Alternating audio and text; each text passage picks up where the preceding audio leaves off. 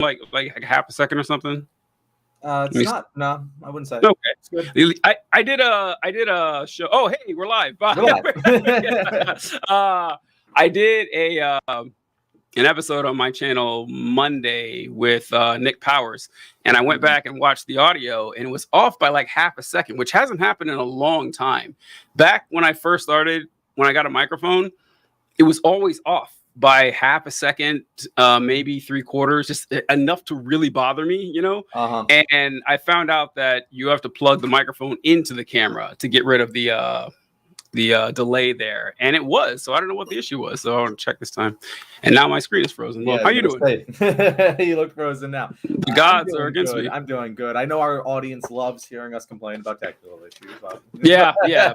There's nothing people love more than inside baseball about content creation. People love that shit, right? It's like I feel like that's kind of the point of this show, just a little bit more of a peek behind the curtain than the typical show on Thursdays.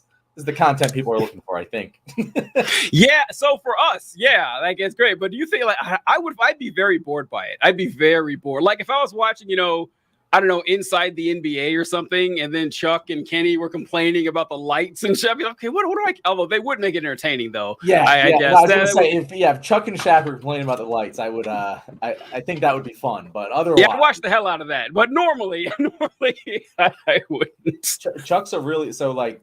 It's a random story about Charles Barkley. He's let's go. He's one of the cool rich people because like when he was playing in Philadelphia, my uncle he stopped work, went to a bar by like the practice facilities, and he would pop into that bar, and like all the other players had like their own like assigned like roped off place. Chuck would just like go up to the bar and just rub elbows with the common folk. And even one time, like, randomly got tattoos of my uncle.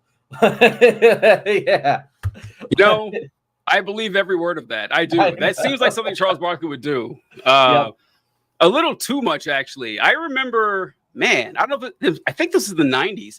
Charles Barkley, he got arrested for getting in a bar fight and throwing someone out of a window. Did you ever hear about that? I've not heard through about a window. Again, it wasn't like on top floor or anything. Yeah, of course. It's something Charles Barkley would do. Absolutely. But I love Charles Barkley as an entertainer. He's fantastic. I mean, there's a reason that he's been honestly doing TV for like 20 years now, ever since he left the NBA. And wildly underrated NBA player too, by the way. I have to say that he's not Michael Jordan, obviously, but he was incredible. Like, he was an incredible basketball player. He led the Dream Team in scoring. People would have guessed it was Jordan, but no, it was Charles Barkley. Like, Charles Barkley was amazing. Well, he doesn't have the title though, so he doesn't get the respect he deserves. But yeah, no, you're how right. it be. You're right. That's how it be. But yeah, that's our sports talk for the day. I know you obviously want to talk about the arrest warrant for Benjamin Netanyahu. Let's jump right into that. Sure. Yeah, let's go. Yeah, let's fucking go. Go ahead. Go ahead. Well, I was just gonna say, kind of good news. I mean, it doesn't really mean, it means something, but it's not actionable really. The International Criminal Court has issued arrest warrants. I think it's 5 of them. One for, well, not issued, they're seeking arrest warrants for Benjamin Netanyahu, the Israeli defense minister, his name escapes me, and the head of Hamas and 2 other Hamas officials. And the arrest warrants for the Hamas officials are for October 7th and for the kidnapping of the hostages. And for Netanyahu, it's for starvation, collective punishment, and for deliberately targeting civilians, which, I mean, are those war crimes, John? Refresh me. I don't know. I mean, they are if you aren't U.S. or U.S. vassal state. That I'm pretty sure those are the rules. Gotcha. Yeah. That was my mistake. My bad on that. So I didn't realize until reading about this. This is just like a blind spot of mine. I didn't realize that the U.S. doesn't acknowledge the ICC. Like we are not a member of the ICC treaty. Really? We don't acknowledge it? Like, we don't think it... Yeah, we don't, like, I don't know the legality of international... Like, international law is a bunch of bullshit fugazi. But, like, we are not, like, a member state within the ICC's treaty. So, like, they can issue arrest warrants a lot, but they don't have much enforcement power. No. So like it's kind of a kangaroo court. But I do think it's because it is much ado about nothing. But it is like the way these things work, it's the more entities with institutional authority that make claims like, issuing arrest warrant. Ireland announced that they're set to recognize Palestine as a state. Like, these things build up pressure. And that's really all that. Like, that's what's going to end this conflict. It's not like anything in the world is going to end this conflict besides enough international pressure being put on the U.S. to then put it on Israel. Israel ain't stopping for no reason other than U.S. withdrawal support. Like that's really the only reason. And if I'm them, why would I? Like genuinely, as long as the U.S. has my back, why would I ever stop doing what I'm doing? They want to clear out all of Gaza. They want to take it for themselves. We're already past the point of no return. Like, you might as well take as much territory as you can. So the more things like this that people can point to and go, look, the ICC issued an arrest warrant that they're not going. They can take that to the UN and put more pressure, and eventually that's what breaks the dam. So this in itself is nothing, but it's another building block in what is becoming a long line of building blocks to eventually end this. Yeah.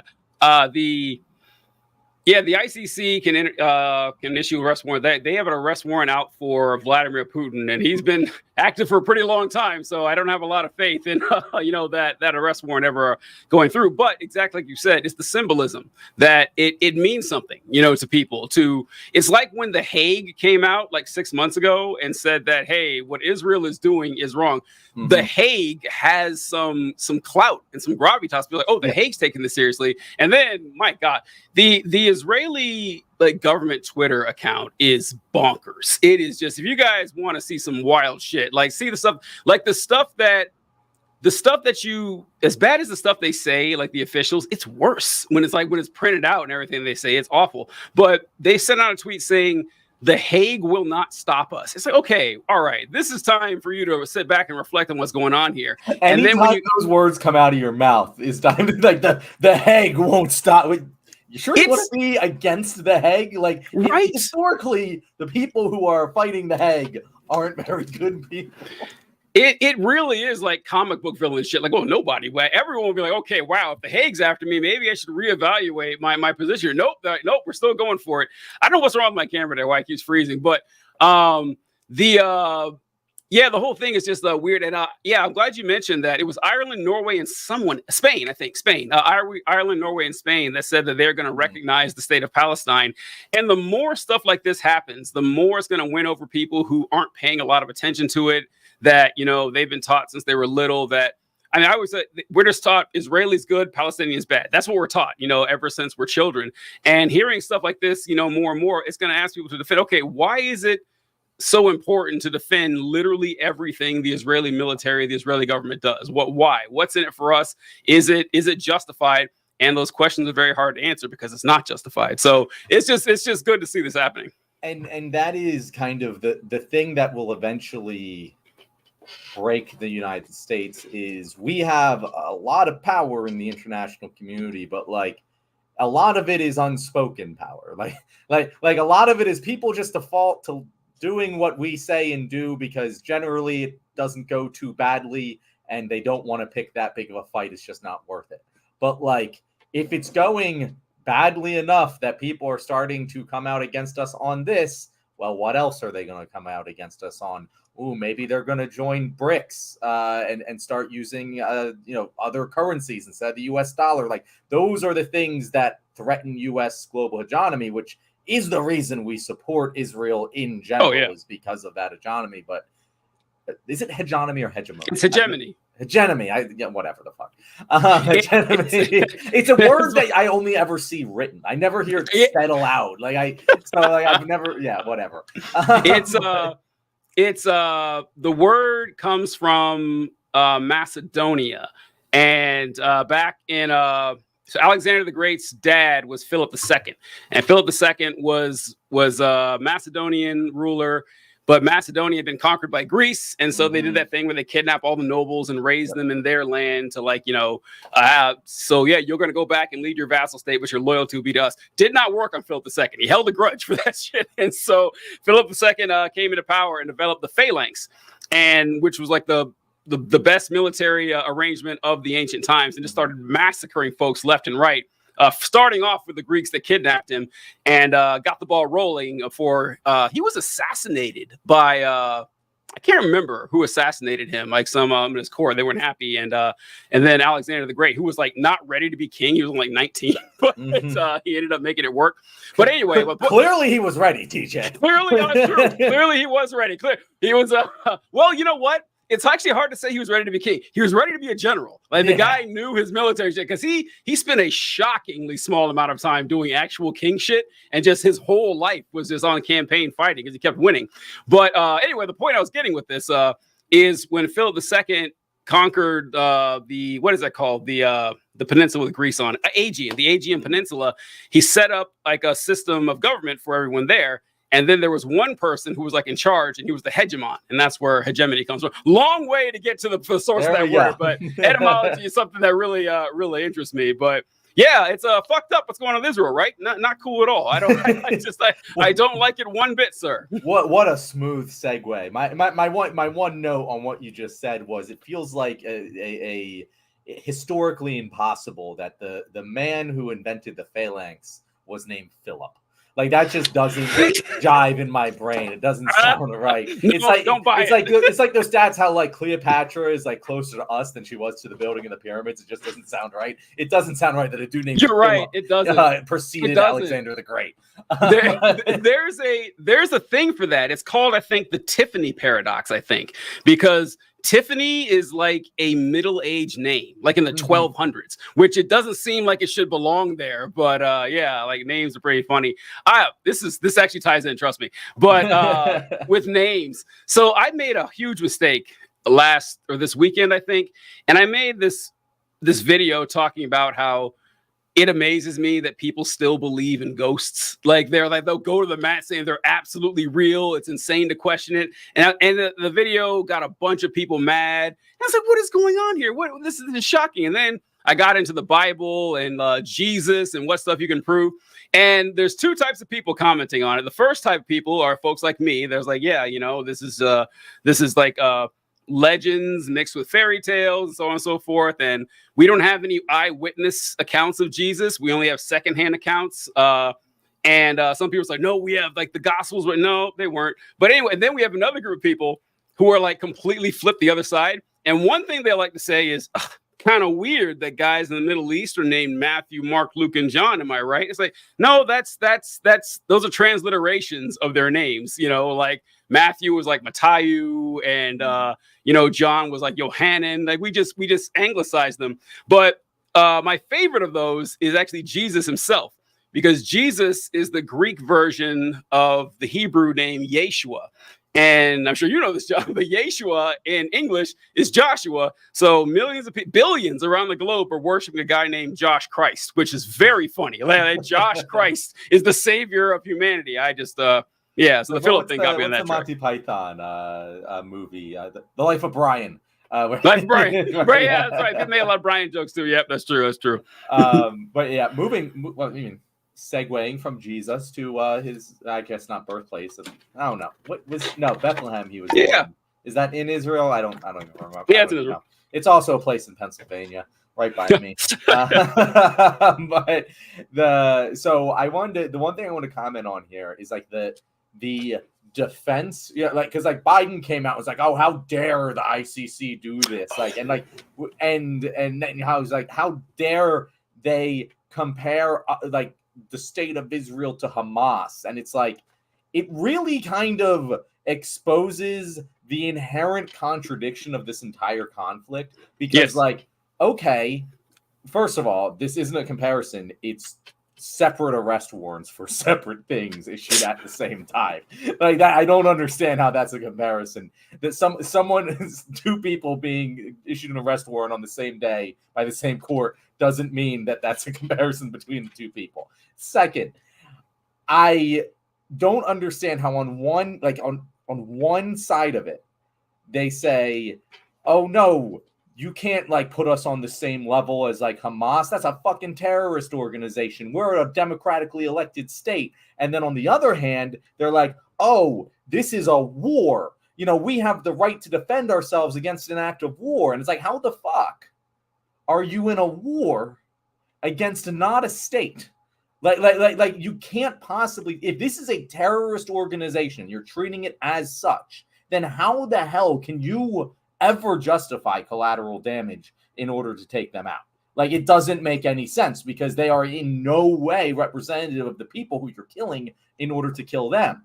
At least in a state-on-state war, and I don't necessarily agree with this, but like historical precedent, you're gonna have civilian casualties in a state-on-state war. It's just gonna fucking happen. And so like that makes sense. But if it's not a war, if it's not a state, it can't be a war. And if it's not a state, then you can't be killing everyone in the area during the conflict. Like, you can't have it both ways, and they constantly try, and they never really explain themselves. Like, I've never seen a logically consistent explanation that like connects these two seemingly impossible. There's a word. I'm struggling with it. Take it away. Take it away. It's weird because it's actually a pretty complex reason why you don't see that. It's because it is an obvious contradiction. Like, obviously it is. It's just that as a Ben, I disapprove of Netanyahu. He's a Zion-Nazi. I can't believe this is the first time I've ever heard the word Zion-Nazi. Me too. That's fantastic. I'm you know what? Steal that, Ben. I was gonna let it slide. You get Ben privileges back. Yeah, thanks, Ben. I was gonna let it slide because I was like, oh man, I'm probably the last person to see that, but I'm glad that it wasn't. I haven't seen it either. But even, you know what? Even if it were a state-on-state war, you still can't starve millions of people. Yeah. You still can't indiscriminately bomb children. You know, you still can't wipe entire cities off the map. Like, these are very clear rules with law of war. It needs to be yeah, we got to get popularized, Ben. We appreciate it. Ben, how old are you? I was just thinking about this because you're on your mom's account. I'm just curious about this because I assumed, anyway, you're an adult. I don't know, but I would assume Ben is a college student. That's my guess. He's home on his parents' account. For his you can if you see this as Geneva suggestion. Yeah, true. Yeah, that's a suggestion. But I did a video earlier today, and it was a Lindsey Graham clip. I don't know if you saw it. I saw it right before. We're not going to play guessing games with you here, Ben. You don't have to tell us your age if you don't want to, man. We're just curious. Because, like, I was thinking, he's on Ben, I'm guessing you're 8 now. That's my guess. Well, see, so when he's using his parents' house, like, okay, well, it's like, wait a minute, he seems too informed to be like a child. So, yeah, that doesn't seem right. But what if he was? What if Ben's like 11 years old and he's just like a super genius? Very mature 11-year-old. Yeah. Halfway there. 16. There we go. 16. Okay, cool. That makes sense. That tracks. You're almost in college. You're almost there. Go to a college party. You won't get kicked out too quick. Yeah, talk to us about shenanigans for being young. We can see we can advise me. 17. All right. 17, all right, so Lindsey Graham was speaking about this, and I'm trying to remember his exact words, but he said that it's outrageous that the International Criminal Court is seeking an arrest warrant on Israel. And his words were, if they can do it to Israel, then they can do it to us. And I was like, yeah, that's point. That's how. Say what? That's the point. That's the point. That's how this shit works. And so I was thinking that. So when you're in the military, they make you go to law of war class all the time. I can't remember if it was once or twice a year. It was at least once a year.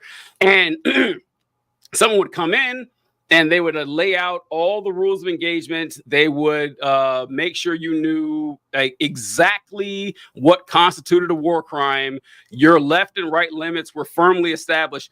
I couldn't imagine seeing a news story about someone charged with war crime and thinking, wow, if they can do it to them, that can happen to anybody. He's like, yeah, It's amazing. Like the breathtaking arrogance of a statement like that. And it also kind of gives the game away. She was like, so Lindsay, are you saying we're doing war crimes? Is that what you're saying? Because that's what it sounds like. I don't which part of Netanyahu's actions of starving millions of people or bombing orphanages, like which one are you going to defend here? So yeah, it's pretty weird. I mean, it's the exact same thing they're doing with Trump. It's like, yeah, no, we law and order, except for when it applies to us. Like it's just but honestly, that is the position of the United States. The position of the United States it has always been is that we are above the law. Like that, there is no mincing words about that. Like that is our national position in front of the international community, and we like to pretend it isn't. Like we pretend that whenever someone else does something wrong, we're like, oh, the international community stands firmly against the actions of Russia and Vladimir Putin. But when it's us, we're like, well, fuck that. If you're gonna apply rules to Israel, you could do it to us, and obviously that's not allowed. And it's just, like I don't understand. Even like normal people, like normal, not politically engaged people, I feel like if they happened perchance to come across a headline like that, they should be kind of confused. Because I feel like the average person doesn't understand that the United States thinks it's above the international law. By things, I mean that we are above international law, but like that we officially think we should be above international law. And like I feel like if just a normie American saw that, they'd be like, wait, but why wouldn't the international court be able to arrest our people who do bad things? You know, like even the average American is aware that we've committed war crimes at some point in our country's history. I think like the average American is against Vietnam, I feel like at this point in history. So like we say it so brazenly, but I do wonder how, like, I don't know, firmly that position could be held if put under like national attention and scrutiny. We're against war crimes about a decade after we do them. That's kind of been the standard reaction. Nice. It's like, oh, that was really bad what we did 15 years ago. We're all good now, though. We're ready to be infallible all over again. That's just kind of how they see it. And it's funny you mentioned about international law. One thing that I think about with this is the border, because there's treaties through international law for asylum seekers. You can just walk up to the border anywhere you want. It doesn't need to be at an official like entry port. You say, hey, I'm in trouble in Guatemala. I want to seek asylum. And that is legal. That is legal in international law that we signed, that we agreed to. Conservatives do not give a fuck. They don't care at all. Like, nope. Wait, TJ, I'm sorry.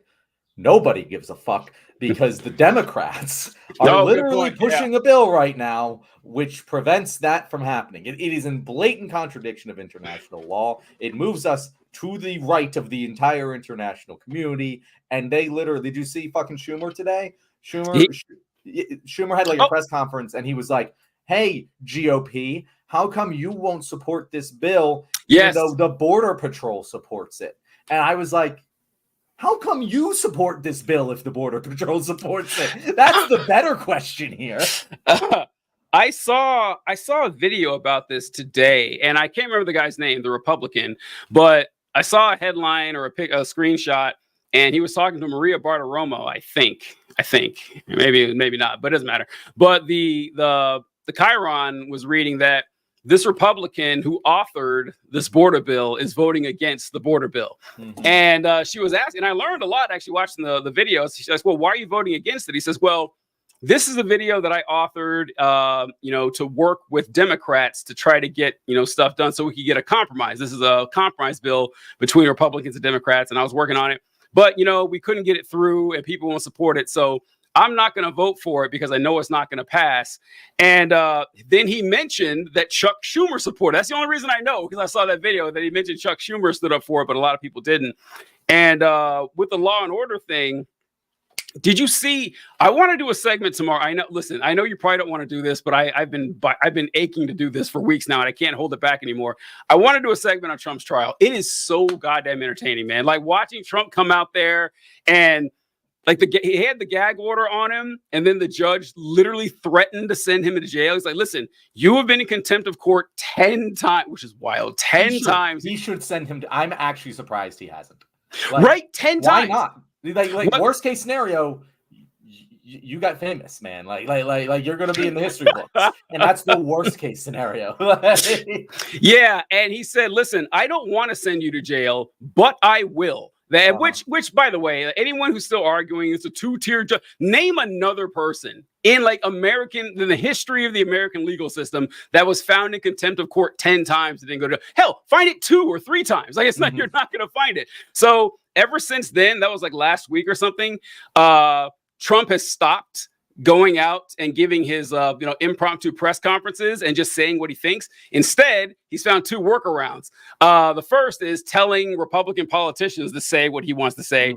And the second is he shows up with pieces of paper with just Fox News articles, and he says, according to Bill Hemmer, this trial is a disgrace, which I got to say is pretty funny. It is funny. Gotta give it to him. Gotta give it to the man. Gotta hand it to him. Yeah, it's like, I'm not saying it, Your Honor. Megyn Kelly is saying it, and so that's just pretty funny. But I saw Trump send out a post talking about the raid on Mar-a-Lago, and they unsealed the documents. Did you see this? They unsealed the FBI documents. I saw it, but I didn't read into it. So they unsealed the FBI documents, and the FBI said, okay, we're going to go here. We're going to grab this stuff. Now, the Secret Service is there. On the off chance the Secret Service actually tries to fight us, we're authorized to use deadly force. It's because, if they pull their guns on you. Trump saw that, and he's gone ballistic. He's like, Biden put a hit out on me. He was trying to assassinate me. And it's just really funny. I'd love to talk about this tomorrow. I'm kind of blowing it here, but I want to mention that. No, we'll talk about it more tomorrow. I'll do some reading into the case. Let me talk a little bit about why it annoys me, and I haven't followed it very closely, and that's because this one doesn't fucking matter to me. Like this one, sure, he bribed a fucking porn star. He didn't do it while in office, right? Am I wrong about that? Like this was, no, yeah, it was like in the 90s. It was a long time ago. So yeah, he should be held responsible and to the letter of the law, go through it like anyone else.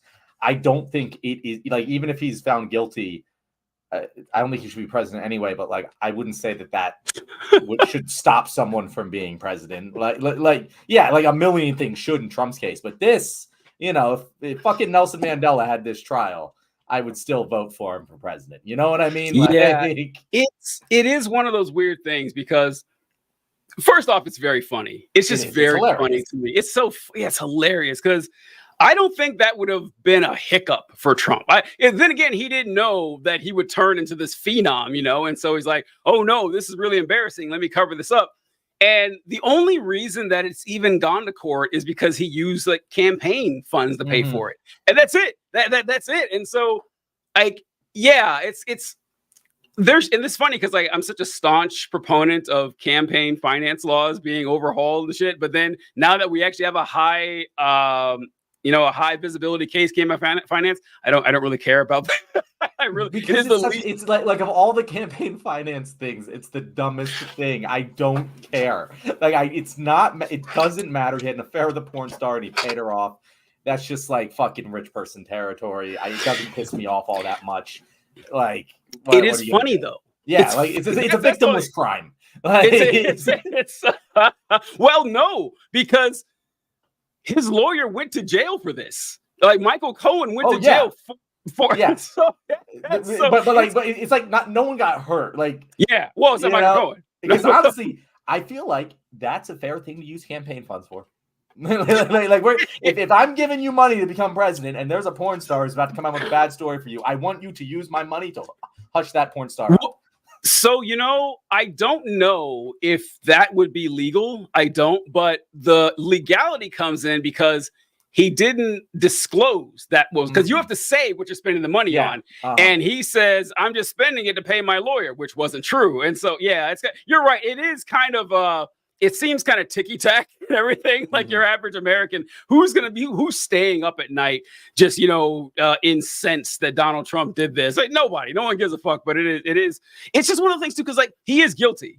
I mean, he is. So Like, guilty. there's no. He there's no obviously kidding. did it. There's no question about it. Like, Yeah, but it's hard to care all that much about it, the considering Georgia one I everything. care about. The Florida one I care about. There's another New York one, isn't there? What's the other New York That's one? the value of his properties that he That's was. it. Yeah. Those matter to me. Like, those are important. Like, because like all of them are like real crimes with victims, and the victims are usually the American people. In all three of those cases. In this case, it's like a ticky-tack campaign finance law thing that he should be held accountable for, but I don't think should de facto disqualify someone from holding public office, unlike the other things that he's done, which are far worse and actually hurt people. Yeah, it's I don't think, didn't they postpone the Florida one? I thought I saw Georgia something one. that They the Georgia one. Okay. Yeah, there's something fluky going on with the Georgia one. I've been, again, like, I kind of just, with legal things, it's like I don't know the law enough to comment on it to any sort of significant degree, so I just kind of wait for it to be over and let like fucking legal explain it to me if I care enough about it. Like, I do not feel the expertise to speak on the matters unless it's like something I happen to know about or whatever. But that's few and far between. If there's a big news story involving Charles Barkley, John is on it. If there's a big news story involving the Philadelphia Eagles, I will have every detail for you. It's funny you mentioned Legal Eagle, because I remember being pleasantly surprised, or not surprised, but just happy when Legal Eagle, whenever he delved into certain issues, I could tell, all right, he's not a conservative, thank God. Because like every time, a lot of times I'll start liking content creators, and there's this film analysis channel I used to watch all the time. It's fantastic. Robert Ager, he's a British dude, and I've been watching him for years, and just incredible the shit that he pulls out of scripts and what he notices, and for the sets and the sound. And I'm a cinemaphile, as you know, and I like watching it. And then every now and then he'll say something like, unfortunately they ruined this film by, putting in a bunch of minority characters and trans shit. Like, oh my God. And then it keeps happening over and over again. And I had to stop watching him because he kept getting worse and worse of this shit. It was just peppered in every once in a while. So whenever there's a content creator who's not political really, and I hear him talk about politics, like, oh, all right, good. He's one of the good guys. That's good news. And you always get like the little hints, like some people, sometimes they start leaning into it too much. I'm like, nah, just stick to your lane. Don't delve into the politics thing, because it's a messy thing, and you're much better at this. You don't want to get into this area of things. But like menswear guy on Twitter, have you ever seen him? No. Oh, he's my fucking favorite. He's a Twitter, I forget what his actual name is. He's just like known as the menswear guy on Twitter. Huh. And he like does detailed thread analysis of like formal like fucking men's like attire. Like this is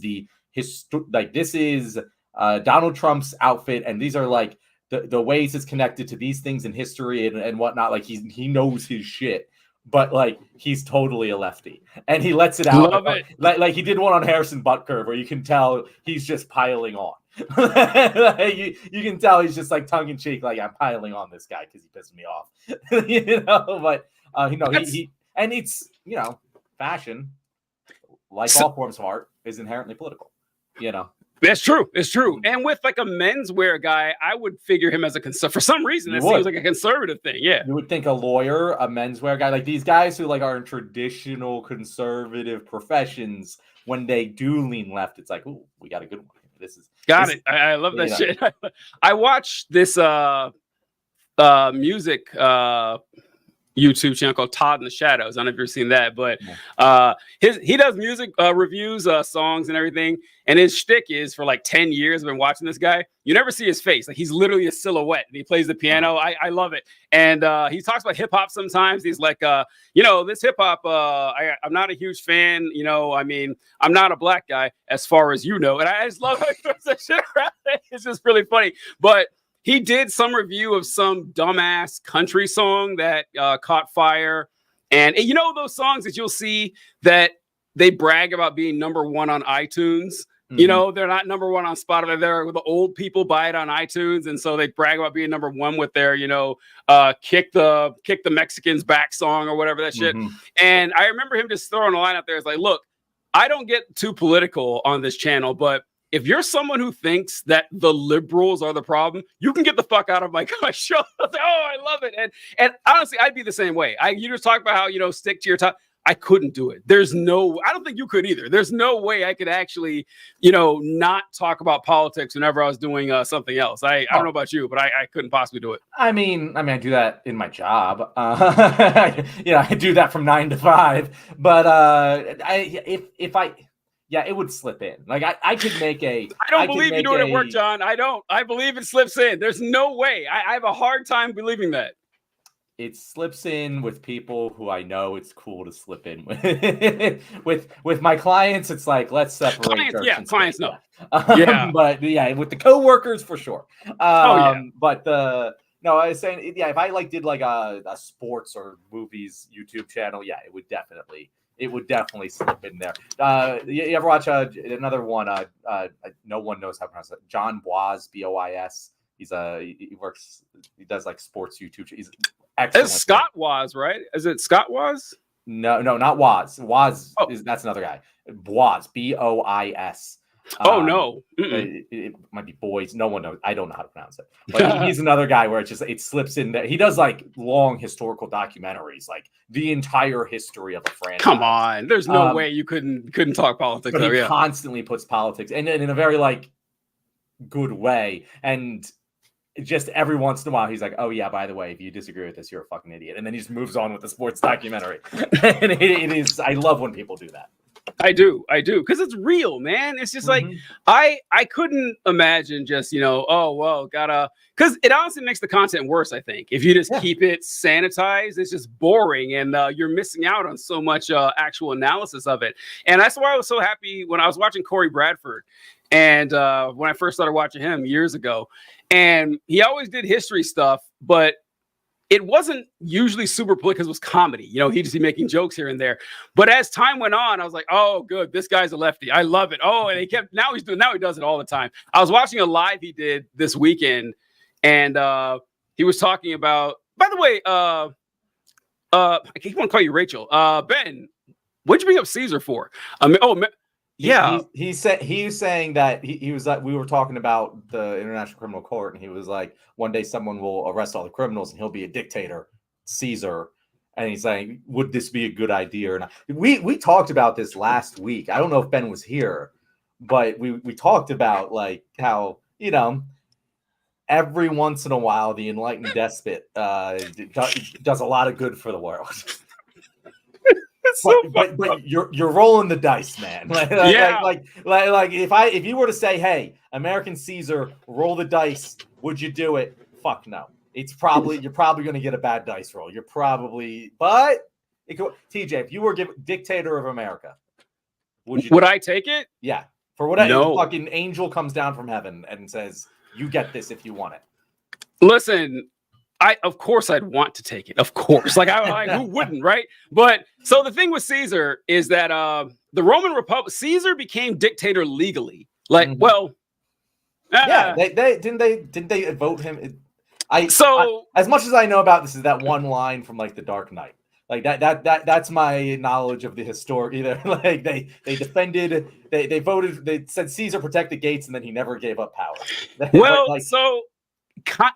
Legal. So you know how we got Texas from Mexico in the Mexican-American War is that Santa Anna actually signed the treaty handing over Texas to us. He signed it at the barrel of a gun. So, hey, we got it legally, but, it's kind of that way with Caesar.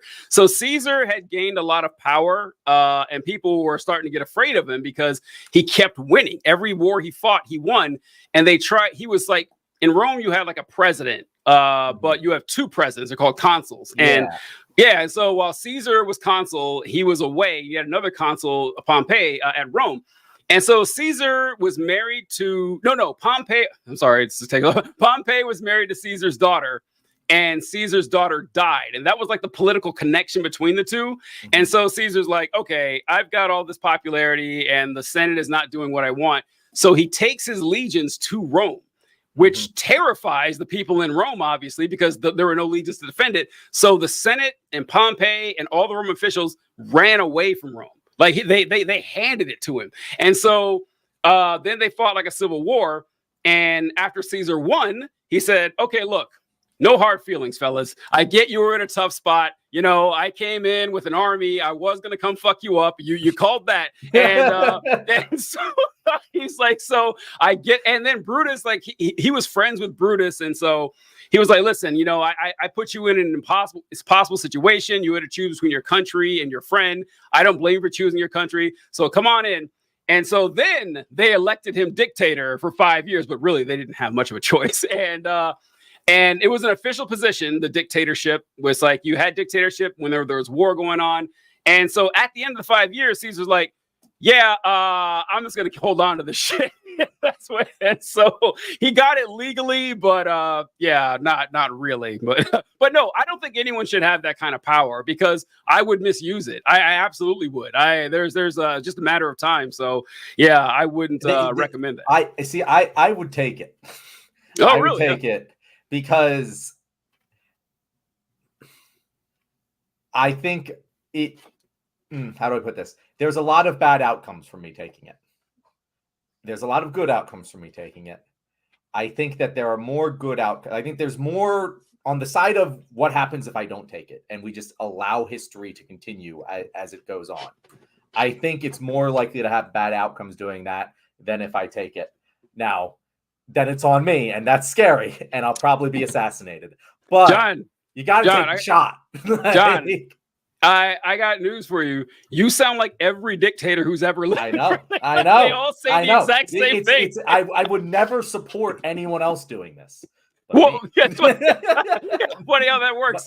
But if it's only presented to me, you know, again, like I wouldn't like build an army and take over. But if it's just like, yo, bro, somehow we're in this position, someone's got to step up and take it. I'll take it, you know, like in any scenario where I can take it, someone else can probably take it, and they probably won't. Okay, it, you know.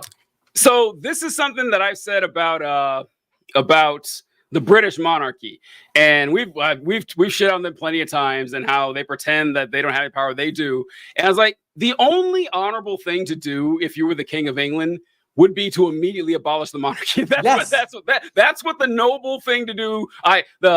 Pardon the pun. The noble might not thing be the right word there. Actually, noble is actually the worst word you could use there. The moral thing to do. Yeah. So if a dictatorship were available, yes, I would take it, only to immediately abolish it. That's how I would handle that. Did Ben say something? Ben sounds like a dictator. He said, "I've been talking about authoritarian centrism to people. Anyone who realizes I'm bullshitting gets my support." I don't understand what you're saying. Do you get that, John? I've been talking about authoritarian centrism, people. Anyone who realizes I'm bullshitting. I don't know exactly. Describe that a little more, Ben, because I don't know. My interpretation here is that like we have a centrist in power who has some authoritarian tendencies, and maybe that's what he's referring to. How like we basically have. Again, this might not be what he's saying, but like essentially because of the way we're structured in a two-party system, we inevitably just go towards center no matter what we do. And so like it's kind of authoritarianism of centrists. I mean, full dictators. Okay. A dictator who's centrist, who's you had me. I was almost with you, Ben, a centrist who's actually leftist, who's pretending to be a centrist but is a dictator. I don't know.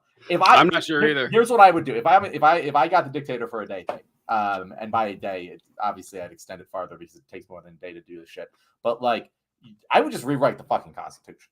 Like I would rewrite the Constitution. I would implement a couple things into it that are my own personal preference that I think really need to happen, and then I would just go. Just turn the machine back on. Wait, no. Go. Hold on. What what personal preferences are you talking about? This is what I got to know. I might give myself, I don't know, like, what does the president get? $400,000 a year for life. I deserve at least twice that. The right, what I'm saying, like, I might just like say we have to have universal health care. Fuck you. That's what we're doing. I might say like some things like I might say, fuck you, we're going to test UBI. Like I might do some of those things just to get the ball rolling on them because I want them to happen. But for the most part, I would rewrite the Constitution in the way that is most able to aptly reflect the democratic will of the American people. Give some, severe guidance in there for things like education, things that I want to see, and then just say, fuck you, I'm out of here. I'm moving to some other country with whatever money I'm able to have. You don't got to live with the repercussions of I'll visit. I'll come visit. I'm not living here. Like, that's just too much. I don't want to be, because after that, like, if I'm there, I'm too powerful. You know what I mean? Because like if you do that and you want to commit to not like being a bad dictator, you have, as you said, you have to abolish the monarchy. But in a democracy, especially if like it works well and people like it, kind of like FDR. Like FDR could have been a dictator if he didn't die because he was just so beloved because what he did worked, And so like if I was here, I would just unduly influence things to a degree which I would basically still just be dictator, probably. So that's why I'm saying I'd peace out and be like, you guys, it's yours now. I set up the wheels in motion. You guys have to take it across the finish line. And I feel like that would be the most fair and morally reasonable thing to do. But I don't know if I'd actually do it if I had the power. Well, so it would depend on what your goals were, because you're right. If you were the dictator and there was any group of the population that actually liked you, you being around would always have this like growing support of, hey, we need to get John back on the throne. It's like why it's why they had to kill the king's whole family whenever they took control, because someone's like, well, this is the rightful king right here, the king's cousin. You're like, nope, not sorry, buddy. You're either out of here or you're dead. It's one or the other. And I was thinking like the personal stuff I would do if I were dictator for a day. I would like Burger King breakfast is open all day. That'd be number one on my list. I want number one on the list. I want a Chris sandwich at 3 p.m. There's no good reason I shouldn't be able to have one. But then I get to serious business, abolishing the Senate, abolishing the Electoral College, stuff like that. That would actually work for you. Those things are never going to fucking happen in our like that. That's one of the most feudal things where it's just like, it's never going to fucking happen. It needs to happen. It's really the only way to make it happen. And so to not take the opportunity when presented would be very wrong, in my opinion. It's funny. It is funny when people talk about that. It's like, we knew to abolish it. How do you plan on getting the Senate abolished? I'm sorry, it's got to go through the Senate before. It's like they're not going to fire themselves. I'm sorry. Constitutional convention. Okay. 3/5 of the states. So are you firing the Senate? Are you firing state senates too? Because that would make sense. Like, why do you need a state senate and a state house? Because it serves the same purpose as the federal senate. So we need to get rid of all senates because they're redundant. Like, it's absolutely redundant. You either have the will of the people or you don't. I think there is still reason behind a bicameral legislature because that have different election cycles. I think that there is an argument to be made to have a big house and a small house. Oh, really? Because, put it this way, there is some value in having kind of separation of powers, even within that. The problem is that it's disproportional. If the Senate was like, hey, we're going to have a tenth of the size of the House in order to be able to have more focused, legislative sessions, and also have like another thing for people to vote on and another House of Representatives to represent them. Like, I don't necessarily think that is inherently bad. The reason it's bad is because it's not proportionally representative. Like, that's the reason the Senate is bad. I don't necessarily think that a bicameral legislator is redundant. It might be. I don't feel strongly about it. But the reasons I don't like the Senate isn't because of redundancy. So, like, instead of the Senate being a body that was voted on by the state, it would be voted on, by like the population, and just be like a smaller, like a house and a mini house or something that just does different jobs than the big house. Like, okay. I honestly wouldn't hate a like 12-person Senate. Like you have a ranked choice vote nationwide. You have a 12-person Senate. It's probably not the same thing as we currently have, but they have veto power. The president doesn't. They have like different, very specific powers that like is much more democratically representative, but gives people more accountability. Because currently, any rank, like I don't fucking know what the senator from Nevada is, or what he does, or what he's voted for. It could be a she too. I have no fucking clue off the top of my head. But if there were 12 of them, I would know each of them, and I would know how they all vote. And I think there could be value in that. Like I feel like there's ways to tweak the system and have a bicameral legislator as long as it's proportional representation. Like that, I just have a ranked choice national vote, top 12 vote getters. That's it. How about this? How about instead of a 12 member Senate, the presidency is a committee of like 10 or 12 people? Like, how would you feel about that? For something free. Wait, he said, Ben says something that made me laugh. Where was it? This is getting dumber. We're getting too democratic on authoritarian. That's funny. That's funny. I wanted to recognize that was a funny joke. But so I did like how the Romans did it, speaking of Rome again, that they had two presidents, basically, each having veto. It was weird it wasn't three, I always thought. It was like three seems to make more sense. Three makes sense, right? Because you can have a tie. Three is great. Three is fantastic. Yeah, I always thought that was weird that it was two, but hey, that's how they roll. That Caesar president, this is dumb. But he's like, this whole thing is fucked up. But maybe three. Like, it's weird to me that we have so much power invested in one person. That's odd. I don't think that we should. Now, I guess I can see it for maybe military actions, because you don't want like a ton of deliberation at the top when it comes to military actions that save people's lives. But for like running the country and everything, I would like the presidency to be broken up into different votes. It seems to make a lot more sense to me. I think that you could solve that in a 3-person legislator by having the 3-person executive vote among the three of them. But then they could all just vote for themselves.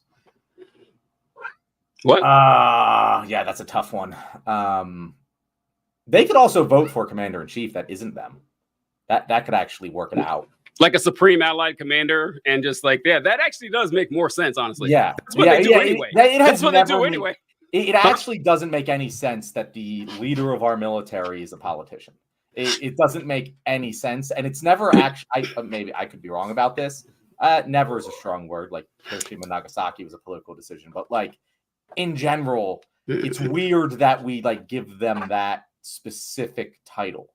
You know what I mean? Because it's like, I get the president being able to override the commander in chief, but why are they, with no military experience, why would you give them a military title? It doesn't make any sense. The reason that they give for that, because in the Army, we talk about this a lot, about the importance of civilian leadership of the military. They stress that a whole lot, that the people who are actually in charge are not the soldiers. It's the president. It's the Secretary of the Army, Secretary of the Navy. Those are civilians. Like they are not, because then you don't want a military junta. You don't want it to turn into a literal military dictatorship. That's the reason they have the separation there. So there's a check on the military. And in a weird way, because this is weird, because we talked about this me and Nick were talking about this, about how getting through school, that school rewards, it doesn't necessarily reward you for how hard you work. It rewards you for what your personality type is and your learning style. That if you're someone who can sit down and shut the fuck up for 8 hours and regurgitate what you're told, you're going to do well. If you're not that kind of person, you're going to be a problem.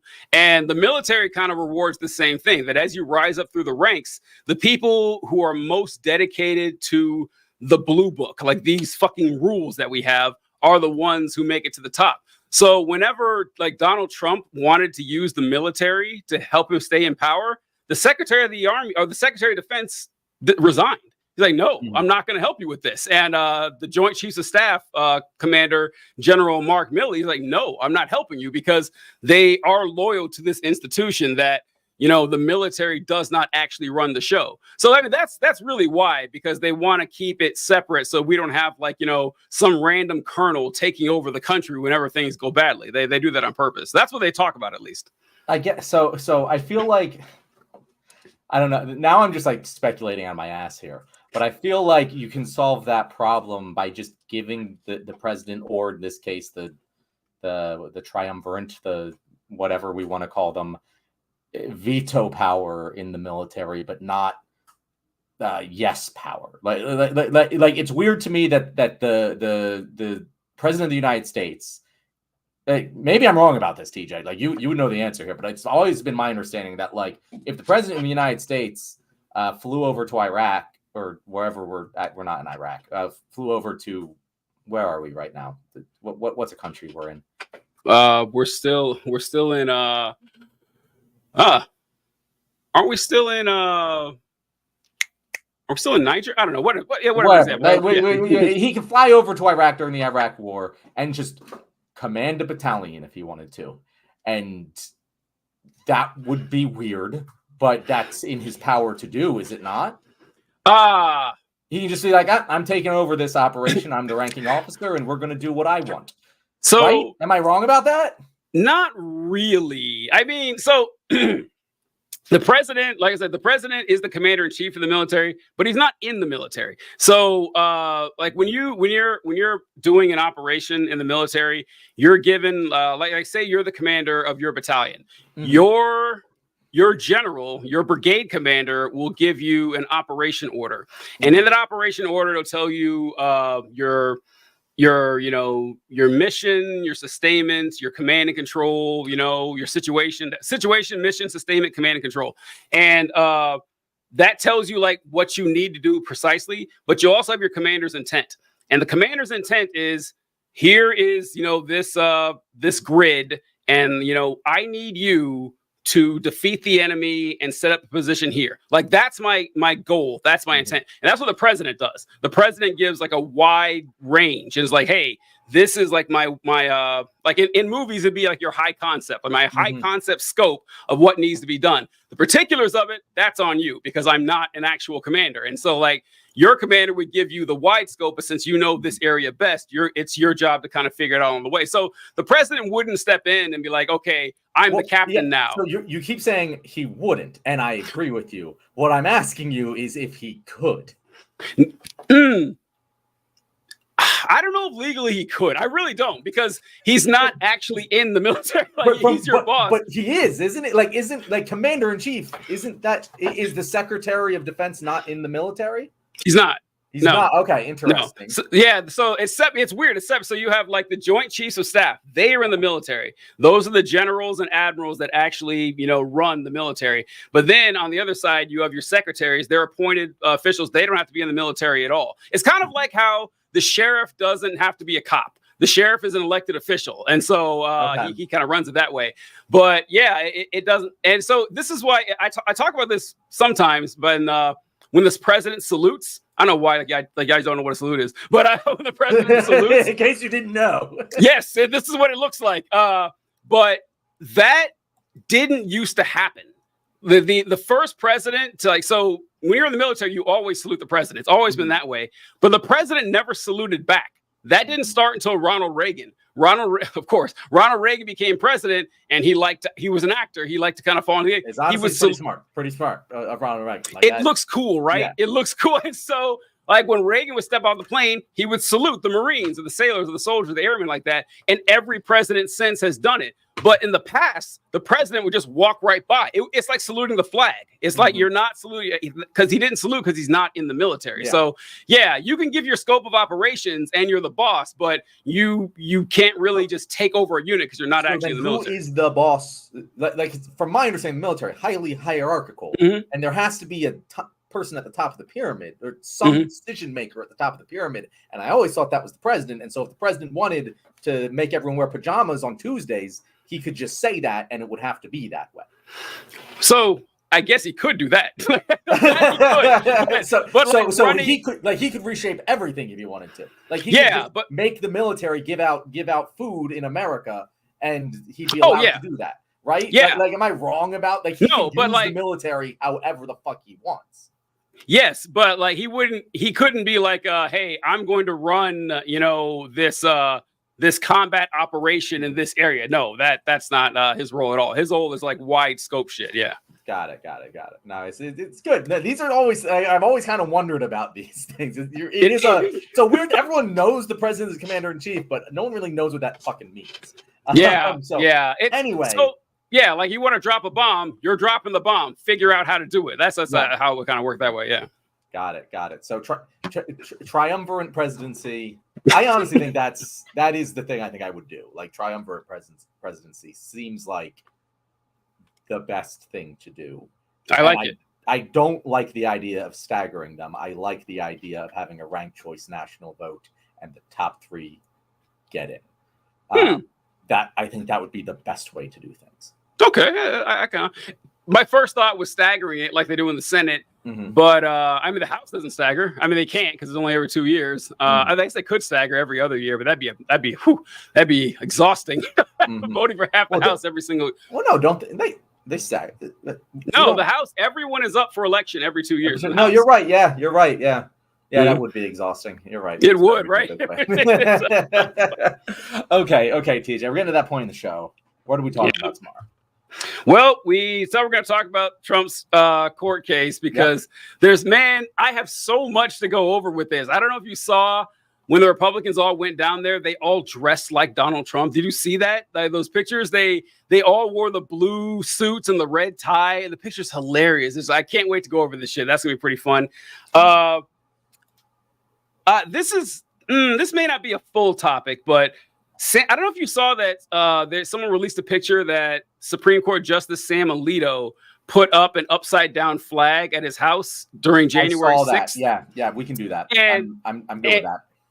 Okay, yeah, and there was an additional thing I saw to it that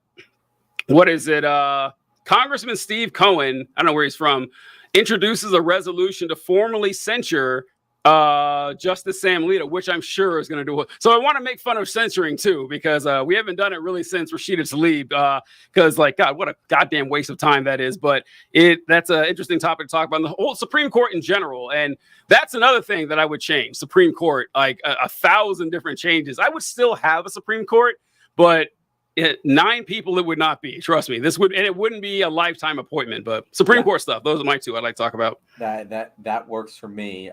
So I did see a news article with our boy Vivek in it. Oh, he is buying a stake in BuzzFeed as an activist investor.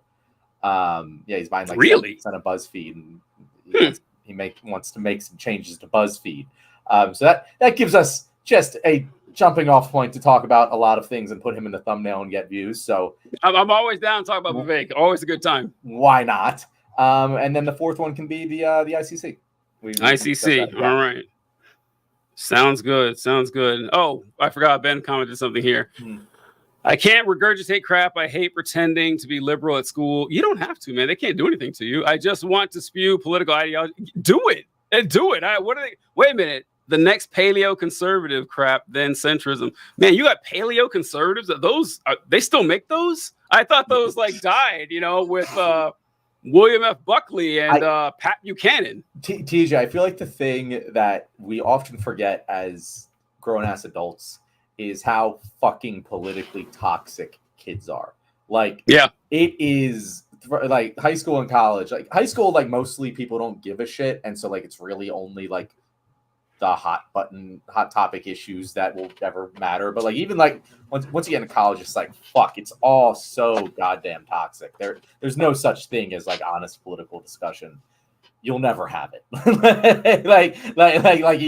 It's the worst. It's the worst. So like when he says he can't regurgitate crap, that's what he's talking about. Like there are massive social consequences to saying something that is wrong thing, even if it is the correct thing to say. Listen, Ben, take this in the spirit in which it's intended, because John and I were both 17 at one time too, but buddy, you have got to be incredibly insufferable. If you're this political at 17, like I was that way too. That's exactly how I was at 17. I was That's deep how we in the know. politics. That's how we know. Yeah. So we're brothers in arms here. Don't take offense to it, but that's Ben's never coming back to watch a live again. But hey, we appreciate it. Go ahead, John. What did he even insult you last time? What did he say? He said that Riley was an actual working class black communist, unlike me. That's what he said, an actual worker and everything. Yeah, so lucky his ass didn't get banned from the account. But all right, so long, folks. We appreciate it. We'll catch you tomorrow. See you tomorrow.